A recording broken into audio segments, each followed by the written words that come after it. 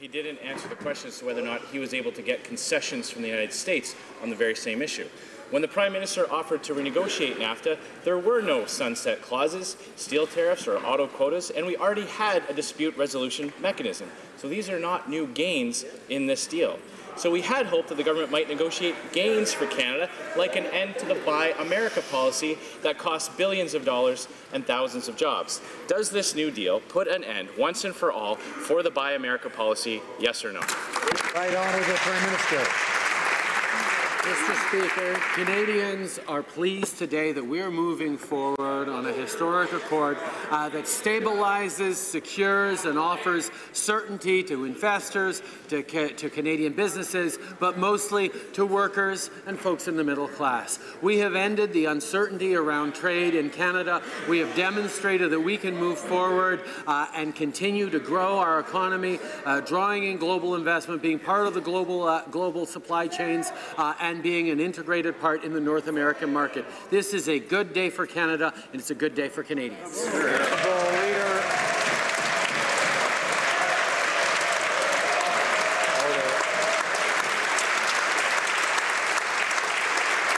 The Honourable Leader of the Opposition. Mr. Speaker, the question was very specific. The Prime Minister has made major concessions on key areas. He's made concessions on dairy, he's made concessions on auto quotas, and he's made concessions on pharmaceuticals, meaning that Canadian patients will have to pay higher drug costs. Now, we would have hoped that after making all those concessions, we would be able to see a gain on an important issue like Buy American. So can the Prime Minister confirm whether or not he has put an end to the Buy America policy in this deal? Right Honourable Prime Minister.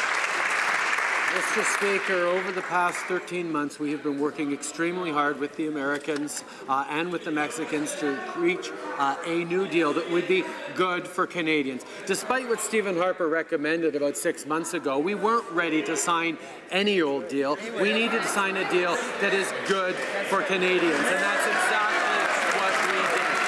We have stood up for Canada, stood up for Canadians, and we got it done in the right way, Mr. Speaker. And I want to thank Canadians who've been united on this issue across all corners of the country and across all ideologies. The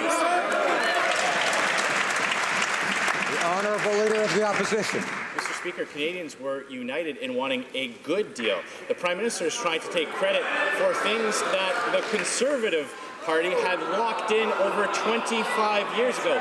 There was no sunset clause. There was already a dispute resolution mechanism, and now he has made major concessions on key sectors of the economy.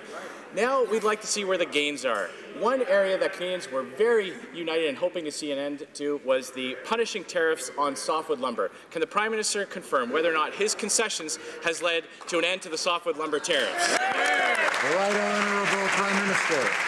Mr. Speaker, I'm sorry to hear that the official opposition's official position seems to be that this is a bad deal. Canadians disagree. This is a good deal for Canada. It provides certainty and security as we move forward. We have ensured continued access to the North American market in a time of protectionism, and we continue to know that as we engage with the United States in positive, constructive ways, we're going to keep putting Canadians' interests at the forefront of everything. This is not about politics, Mr. Speaker. This is about prosperity for Canadians. That's where we stay focused. The Honourable Leader of the Opposition.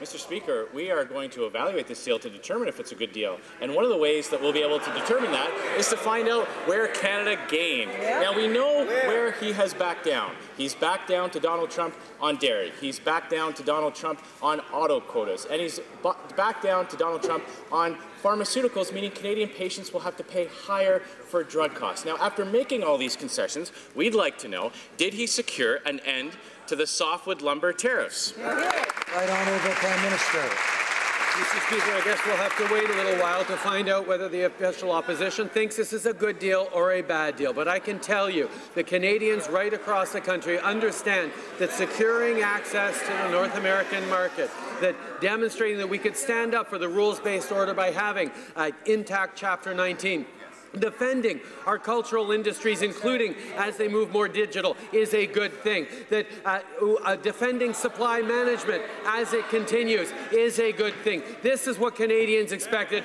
This is what we've delivered. Here, here.